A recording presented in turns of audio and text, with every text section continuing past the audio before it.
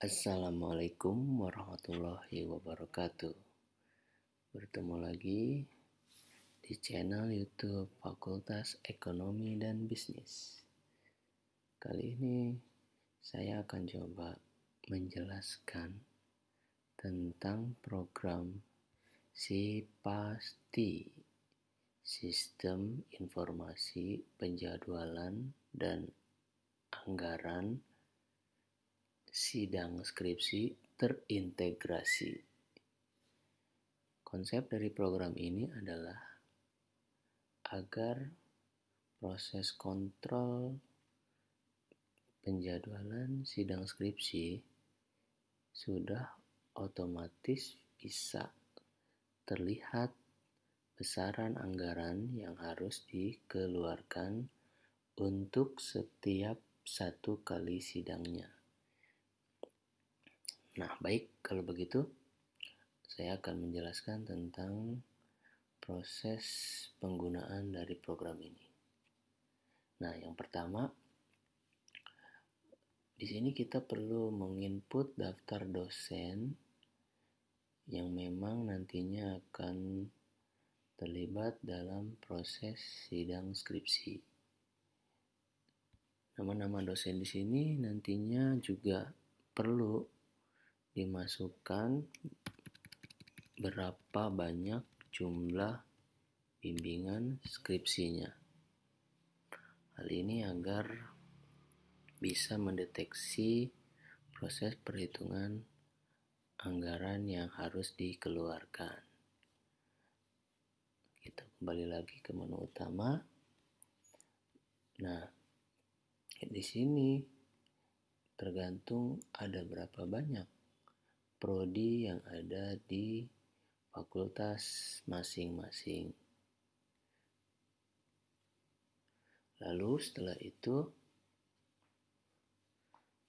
banyaknya prodi ini nantinya akan secara otomatis terintegrasi atau terakumulasi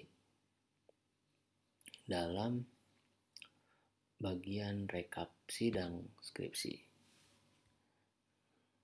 Nah, ini adalah jumlah dosen, nama-nama dosen dari 3 prodi yang terlibat dalam proses pelaksanaan sidang skripsi. Nah, selanjutnya kita melihat proses penginputan jadwal sidang skripsi. Ini saya ambil contoh dari prodi yang sudah menginput, yaitu prodi akuntansi. Ya, di sini kita lihat sudah 2 kali pelaksanaan sidang skripsi. Masing-masing pelaksanaan sidang itu sebanyak 16 kali. Baik, ini proses penginputannya. Dan ini adalah nama dosen yang diambil dari bagian atau menu daftar dosen. Ini dia nama-nama dosen yang diambil dengan menggunakan konsep hyperlink. Dengan menggunakan konsep data validasi. Nah, ini dia dari dosen pembimbing, ketua penguji, penguji 1, penguji 2. Nah, tadi di bagian dosen pembimbing nantinya akan terrecord total mahasiswa bimbingan yang sudah diinput di daftar dosen bagian jumlah bimbingan skripsi. Ini secara otomatis akan berelasi pada menu penjadwalan. Nih, di sini dia ya. Nah, setelah selesai menginput penjadwalan sidang skripsi para dosen, di sini nantinya akan terdeteksi bentrok atau tidaknya para dosen-dosen yang dijadwalkan dalam pelaksanaan sidang skripsi. Jadi ini di-input satu persatu. Ketika ada bentrok, dia akan memberikan sebuah sinyal dalam bentuk warna pink. Saya ambil contoh, misalkan di sini mahasiswa bernama Tia Agustin, dosen pembimbing Mulyadi, pukul 13 disidang oleh ketua penguji ini, dan ini sebagai dosen pembimbing ya, merangkap penguji. Nah, Mulyadi di sini sudah ada jam di pukul 13. Nah, bila kita menempatkan kembali dosen bernama yang sama di waktu yang sama, maka hal tersebut akan mengakibatkan bentrok, dan ini akan bisa terdeteksi. Saya ambil contoh, misalkan penguji untuk Muhammad Nabil saya ganti dengan dosen yang sudah terjadwal di pukul 13 lainnya.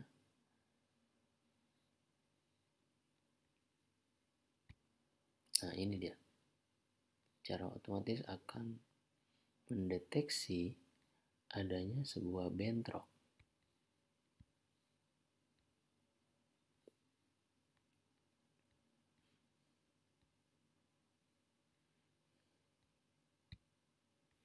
Nah, setelah selesai terinput semuanya dan aman dari bentrok antar dosen, kita bisa melihat akumulasi untuk sidang per hari ini dengan total rincian jumlah bimbingan yang sudah tersidang ada berapa?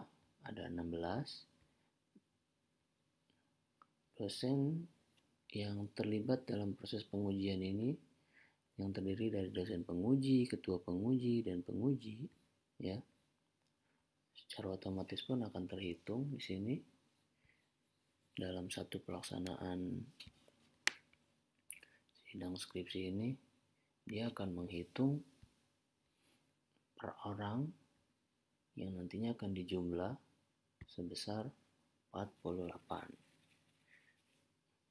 Jadi dari 16 mahasiswa yang disidang skripsi, ya, di sini melibatkan proses pengujian 48 kali yang dilakukan oleh 17 dosen. Secara otomatis akan menghitung nilai rupiahnya. Angka rupiah ini hanya ilustrasi saja ya, bukan angka real yang sebenarnya. Ini dia. Secara otomatis akan menghitung. Baik, selesai hari pertama sidang skripsi, lanjut ke hari kedua dengan proses dan tahapan yang sama. Penginputan jadwal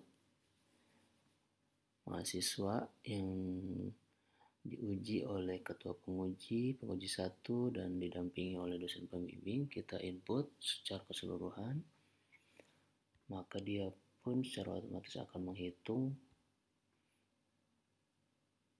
jumlah akumulasi pelaksanaan sidang skripsi di hari itu dengan nilai total rupiah atau anggaran yang harus dikeluarkan sebesar ini. Nah, jika diasumsikan proses sidang skripsi sudah selesai secara keseluruhan untuk seluruh mahasiswa yang mendaftar skripsi atau mendaftar sidang skripsi, maka nantinya seluruh proses-proses sidang skripsi itu akan dihitung secara menyeluruh dalam kolom yang akan menjelaskan total keseluruhan dari pelaksanaan sidang skripsi yang sudah dilakukan. Ini dia perhitungannya. Jika seluruh mahasiswa sudah disidangkan, maka nantinya di sini total bimbingan yang sudah sidang akan sama jumlahnya dengan total mahasiswa bimbingan.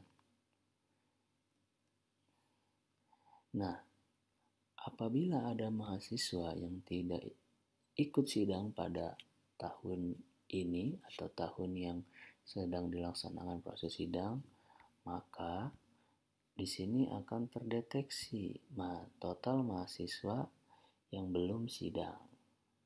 Ini memudahkan bagian akademik untuk mendeteksi siapakah mahasiswa tersebut, karena nantinya kita akan melacaknya melalui dosen pembimbingnya. Ini dia akumulasinya.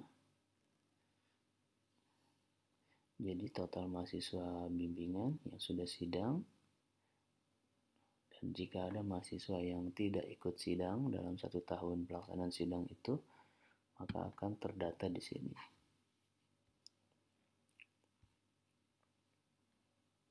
Dan ini adalah total bimbingan plus non-bimbingan, menguji bimbingan dan bimbingan. Jadi maksudnya itu adalah dosen pembimbing yang menguji bimbingan sendiri atau mendampingi bimbingannya, lalu dosen yang dosen tersebut juga ada kalanya menguji mahasiswa yang bukan bimbingannya. Ini akan terhitung di sini, terakumulasi di sini. Fungsinya adalah agar pimpinan fakultas atau prodi bisa mengontrol sirkulasi atau pembagian sidang bagi tiap-tiap dosen agar tidak terjadi penumpukan menguji hanya di beberapa orang saja. Ini artinya dimaksudkan terjadi pemerataan secara proporsional di antara para dosen dalam upaya mendapatkan sidang skripsi. Lalu di sini adalah total konsumsi dosen penguji. Jadi setiap pelaksanaan sidang itu dosen dapat konsumsi.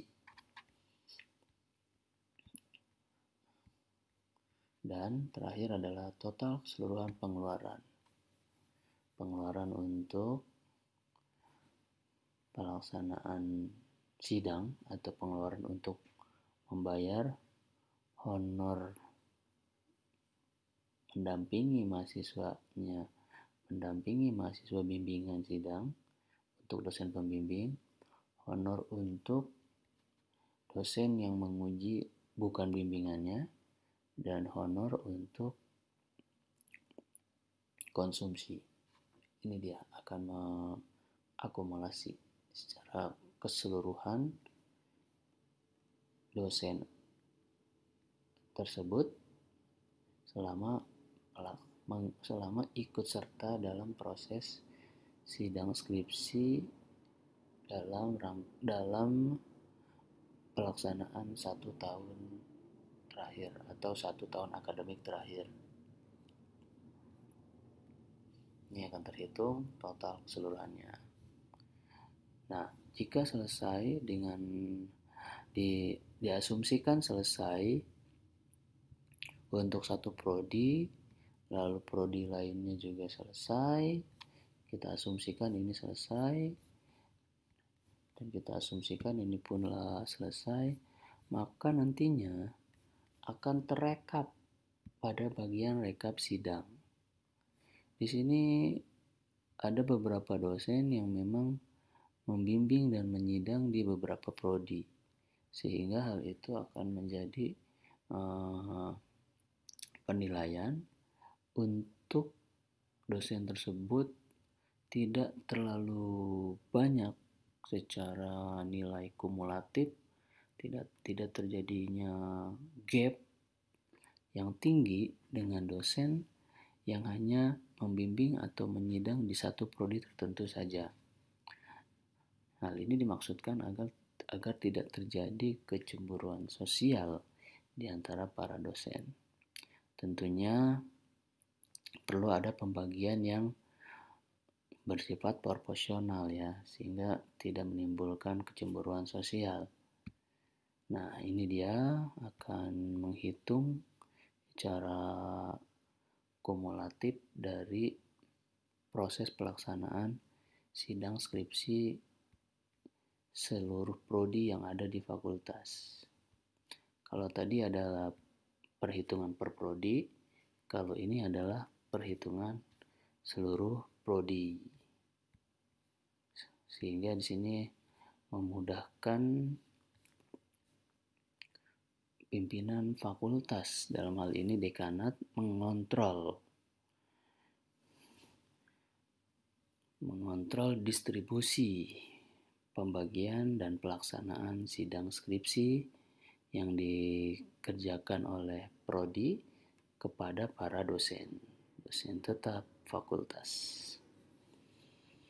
Nah, baik teman-teman, itulah tentang konsep dari program SIPASTI ini. Konsep sederhana tetapi bisa memberikan informasi yang lengkap tentang distribusi pelaksanaan sidang skripsi. Nah, lalu program ini masih bersifat offline agar bisa dikontrol, agar bisa diketahui oleh pimpinan fakultas, dalam hal ini dekanat, secara real time, kapanpun, dimanapun, tanpa adanya batasan ruang dan waktu, maka program ini perlu di-online-kan. Karena memang proses pelaksanaan sidang skripsi, penginputan jadwalnya dikerjakan oleh prodi. Nah, untuk kepentingan tata kelola yang baik dalam hal pengontrolan agar tidak terjadi penumpukan atau tidak terjadi hal-hal yang memang bisa menimbulkan gap antara dosen satu dengan dosen yang lainnya, maka kontrol dimulai dari proses penginputan. Baik, kita langsung demokan saja bagaimana cara mengonlinekan program ini.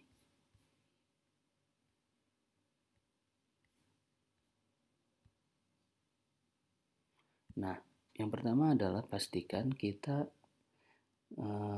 sudah menentukan aplikasi atau program yang bisa kita taruh file kita ini dalam database online. Di sini saya menggunakan database online yang bersifat gratis, free ya, yaitu OneDrive.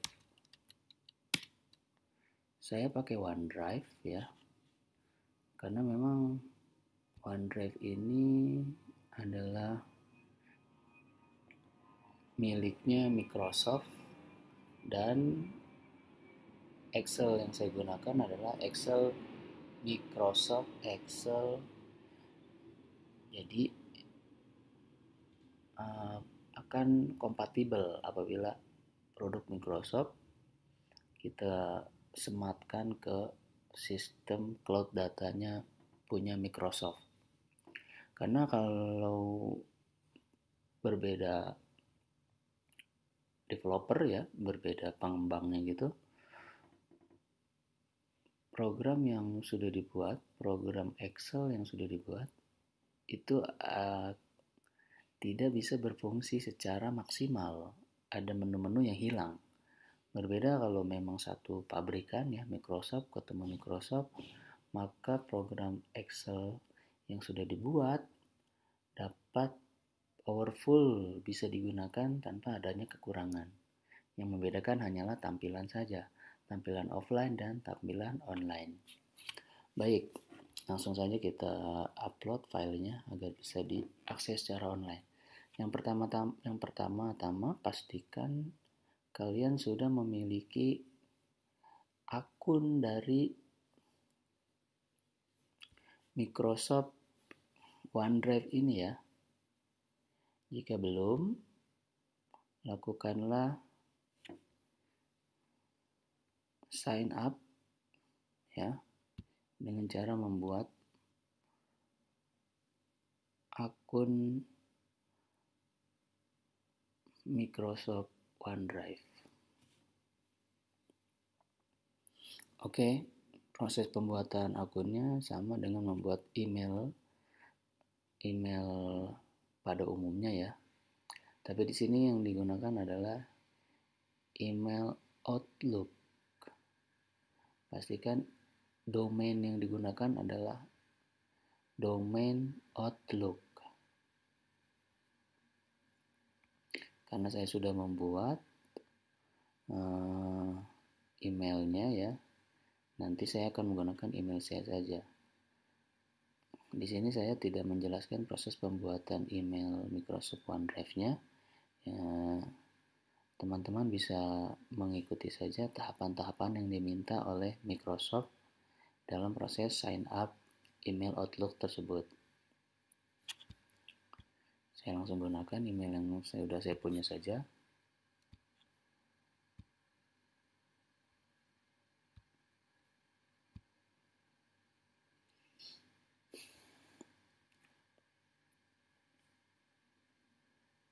Nah, ini dia adalah email atau direktori OneDrive saya dengan menggunakan email Outlook saya ya.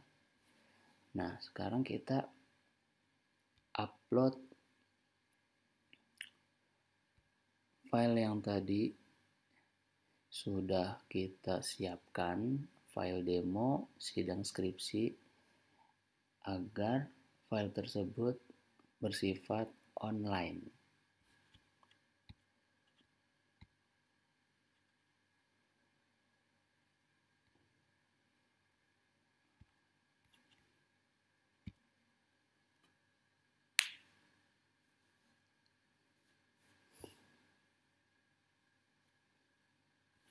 Nah, ini udah masuk.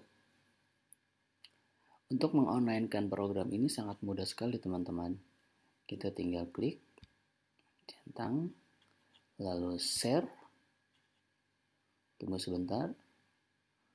Nah, dalam upaya meng-sharekan program ini ada dua cara. Bisa dengan mendaftarkan email-email tertentu yang memang diizinkan untuk mengakses program ini, atau bisa juga dengan cara proses copy link. Jadi program ini nanti akan dibuatkan linknya oleh Microsoft OneDrive, lalu kita copy program ini ya, kita copy program ini dan kita tinggal share ke orang yang kita inginkan. Karena tadi linknya masih panjang ya, sekarang kita coba sederhanakan link tersebut. Baik, saya sederhanakan dulu link tersebut. Saya di sini menggunakan tinyurl.com.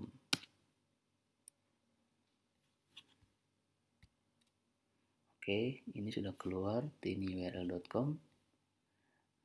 Nah, enter a long URL to make tiny. Paste URL yang tadi dari Microsoft OneDrive yang memang masih panjang ya. Kita buat sederhana. Sini saya tulis si pasti demo.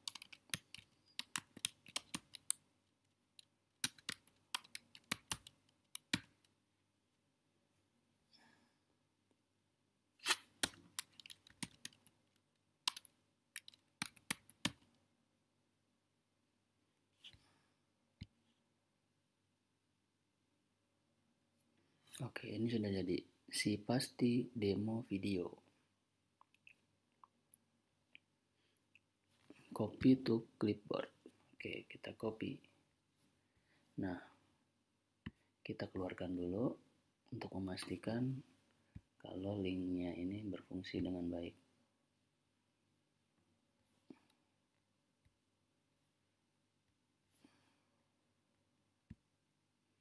Oke, kita buka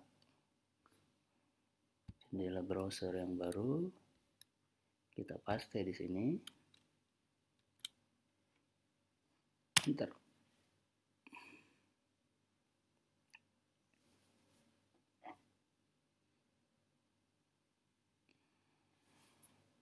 Nah, ini dia. Program Excel yang tadinya bersifat online sekarang sudah bersifat online. Ini dia teman-teman. Ini dia tampilan online-nya.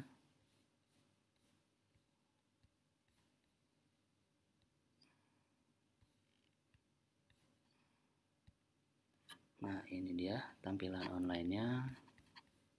Jadi nanti di sini yang dilakukan prodi adalah menginput program online ini ya.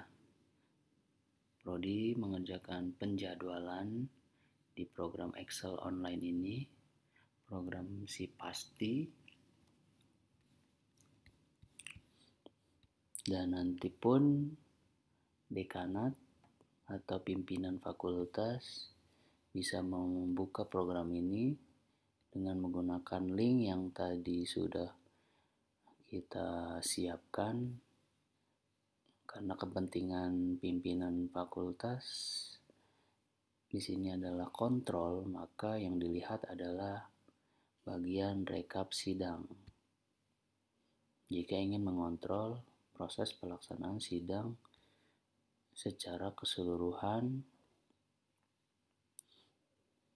prodi yang ada di fakultas, atau juga bisa mengkontrol pelaksanaan sidang untuk tiap-tiap prodi. Mengkontrol tiap-tiap prodi di sini bisa lihat distribusi masing-masing dosen prodi mendapatkan berapa sidang dan sudah berapa bimbingannya yang naik sidang.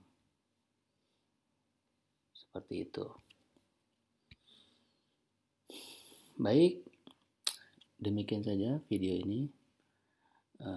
Maksud dari dibuatnya program ini, ide dasar dibuatnya program ini adalah agar proses kontrol bisa lebih real time dilakukan untuk meminimalisir masalah adanya gap, adanya pembagian jadwal sidang yang tidak merata ya, karena pembagian jadwal sidang yang tidak merata bisa menyebabkan konflik, bisa menyebabkan